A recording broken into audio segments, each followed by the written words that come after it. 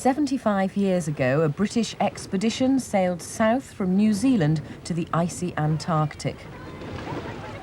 In command, Captain Robert Falcon Scott of the Royal Navy. Spirits were high. They were off to claim new territory for the king, the country, and the empire.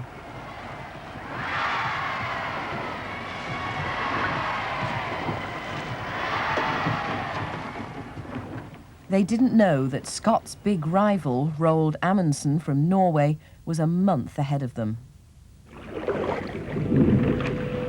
When Scott reached Antarctica, he found endless miles of icy waste, howling winds, bitter cold. Regardless, he struggled on, determined boldly to go where no man had gone before, to the South Pole.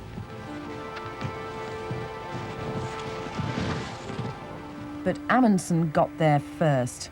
The Norwegians reached the pole at 3 p.m. on the 15th of December 1911. Scott and his team were still battling with the cold 360 miles away.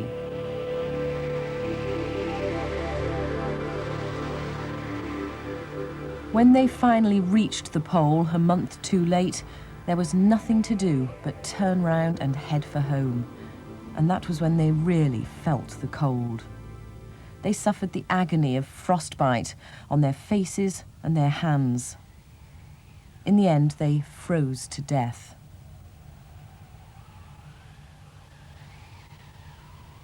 Scott and his men had lost the race and their lives. What went wrong? Could it have been their clothes? When he was getting ready for the expedition, Scott went shopping for his clothes in the West End of London. In the smart streets near Piccadilly Circus, he found the latest thing in explorers' clothing: woolen underwear, flannel shirts, canvas jackets, and balaclava helmets. Underneath their canvas jackets, they wore woolen sweaters. On their feet, several pairs of socks. They believed that many layers of thin clothes would keep them warm.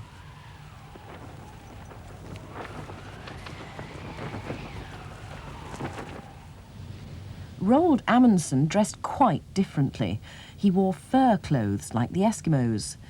Even today, some Eskimos still wear polar bear skins. Without clothes, a warm body quickly loses heat and gets cold.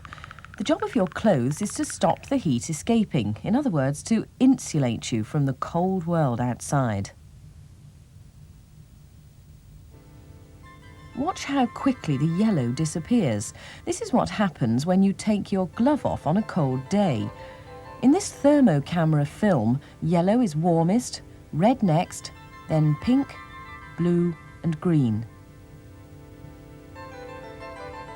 The palm has already cooled from yellow to red. Skin quickly loses heat without insulation.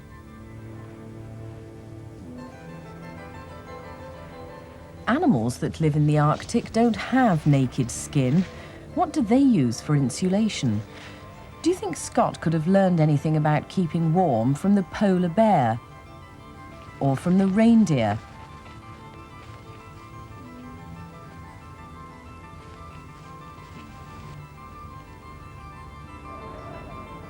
Or even from the Arctic fox? What keeps it so warm?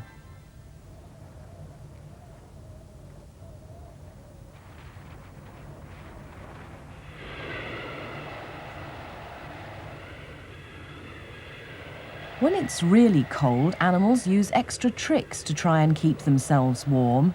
Sometimes they huddle together, like the muskox in northern Canada.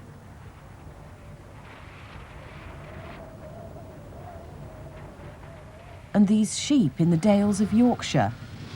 Why do you think huddling together might help? Sometimes we can learn more by looking at the animals with the thermocamera, a special kind of scientific eye.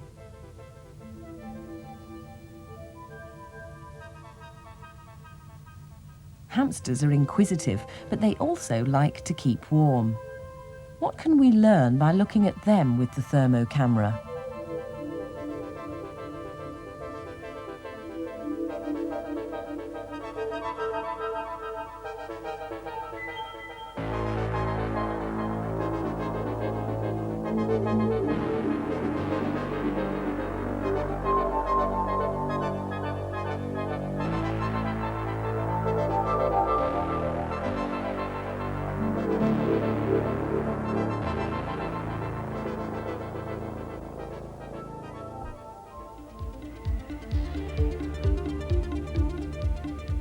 When they stopped for the night on their way to the South Pole, Scott and his men tried to keep warm by huddling together in their sleeping bags. But what about the bags? Were they warm enough? How can we tell scientifically whether their bags provided good insulation?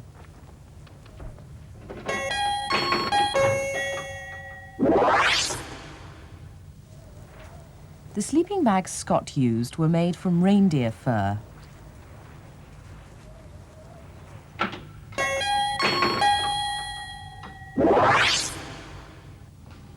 To test a reindeer fur sleeping bag, these scientists are taking it into a special cold room. They put a barrel of warm water inside and wrap the bag carefully round it. There's a thermometer in the lid to measure the water temperature. The fur bag and the modern bag on the left are left to keep the barrels warm. Meanwhile, the temperature in the room drops to an Arctic -28 degrees Celsius. The results are plotted as a graph of temperature against time.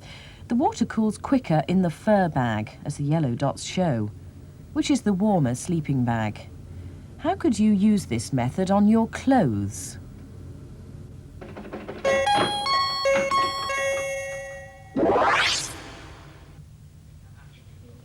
To test the insulation of their anoraks, these scientists are using conical flasks of warm water. One flask is insulated in the sleeve of the anorak. The other is left out on the bench.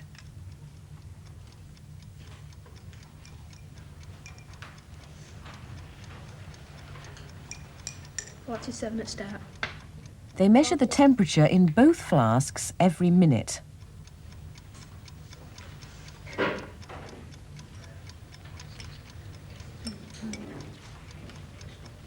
Why do they have two conical flasks? What's the other flask for? Why do they take the temperature several times? Wouldn't one measurement be enough? 33. 38. Graphs of temperature against time show that a flask without insulation cools quickly. The flasks insulated by anorak sleeves cool more slowly. How can you tell which is the best anorak? The warmest anoraks of all are filled with eider down, the soft underfeathers from eider ducks. The eider duck keeps her eggs warm by lining the nest with her own down. In Iceland, collectors take some of this down to make filling for anoraks. They leave behind enough down to stop the eggs from getting too cold, and they're careful not to frighten the mother duck.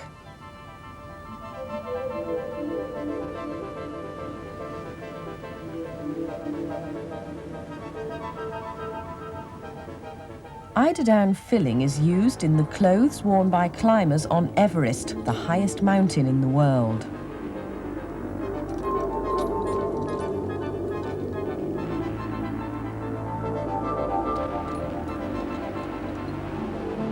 As well as the cold, mountaineers have to put up with icy winds that howl through the Himalayas at 100 miles an hour.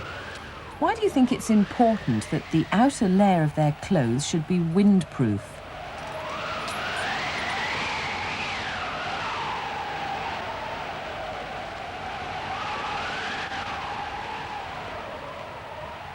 Penguins cope with biting wind by lying down to keep out of the worst of the blast. Eskimos usually wear their sealskin jackets fur side in so that the leather keeps the wind out. How windproof are your clothes? Another problem we all need to know about is the bellows effect. Body movements can squirt warm air out of your clothes if they don't fit tightly at the edges. How do your clothes deal with the bellows effect? Why do you think Eskimos have fur at the collar, cuffs and waist? And what is it about fur that makes it such a good insulator? How could you test it scientifically?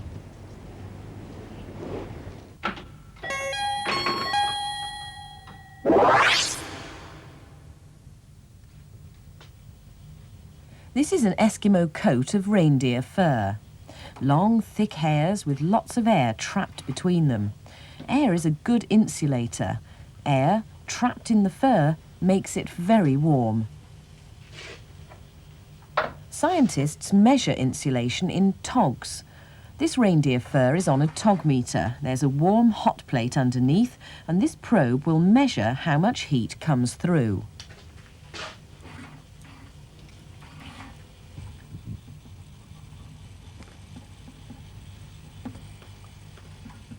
A good eiderdown duvet has a tog value of 11 or more. An Eskimo coat, 8 togs. Scots clothes, only 1.5. If air is a good insulator, then a string vest ought to be very warm because it traps lots of air. How could you test it?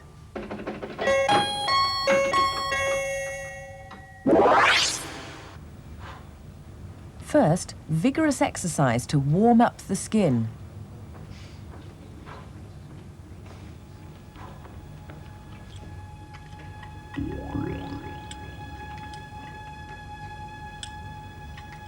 Next, put on half a string vest and a t-shirt on top. Half of his t-shirt looks much colder because the air trapped by the string vest is keeping the heat in. So string vests do work. Air is a good insulator as long as it's trapped near the skin.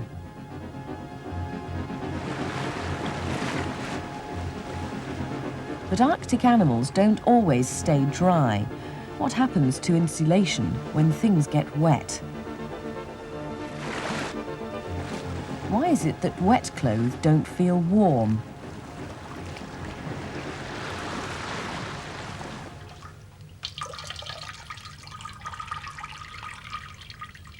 This is the material used to fill an anorak.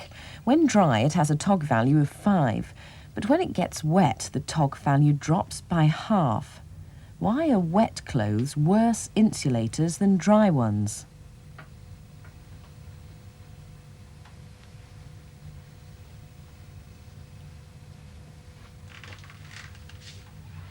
Why do you think it's important to keep your clothes dry? And why is it dangerous to stay out in the cold when your clothes get wet?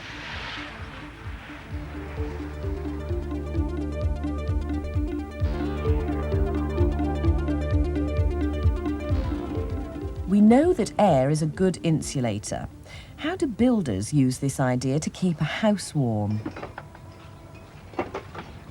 First of all, the walls. Modern houses are built not with one wall, but with 2. How do you think cavity walls help to keep the house warm?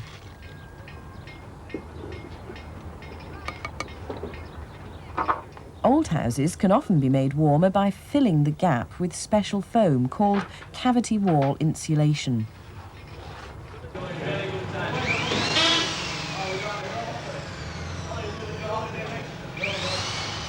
In this new house, the insulation goes inside. The walls are lined with panels which have a sheet of foamed polystyrene on the back. This polystyrene is a good insulator because it's made as a solid foam. All the little bubbles are filled with air.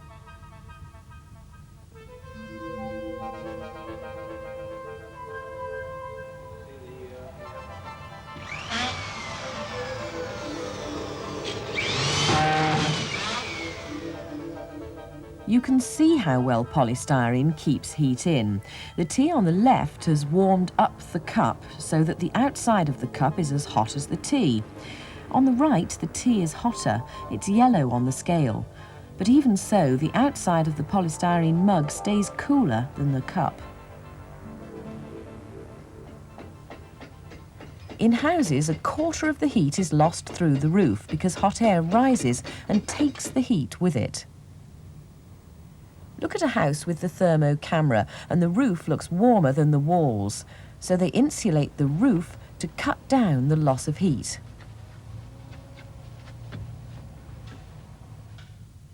The insulating material is fiberglass, very fluffy with lots of air trapped between the fibres. Why don't they use some other material like cotton wool? What about the windows? In this house, the kitchen window looks warm even though it has double glazing.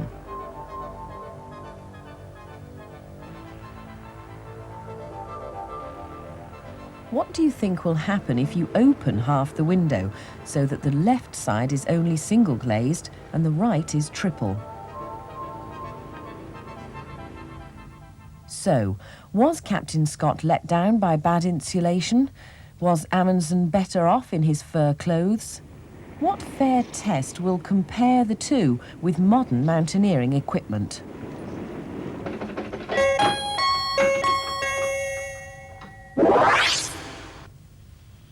Remember, Scott had many layers: flannel trousers, woolen sweater, canvas overtrousers and jacket. Amundsen relied on Eskimo clothes like this reindeer coat.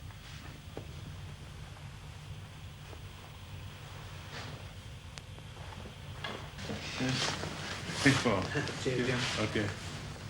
Before going into the cold room, these scientists put temperature probes under their armpits so that their skin temperatures can be recorded. Inside, a giant fan simulates the icy Antarctic wind.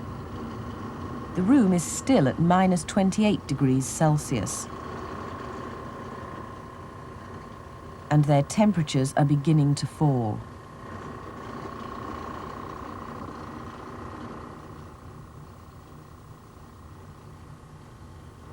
After keeping still for half an hour, they take vigorous exercise, as the explorers did on their march to the South Pole. How much difference do you think their clothes would have made? Why do you think modern equipment might be more effective? Would Captain Scott have been better off if he'd had a scientific eye? If you had been able to take part in the race to the South Pole, what advice would you have given Captain Robert Falcon Scott? And just how warm are your clothes?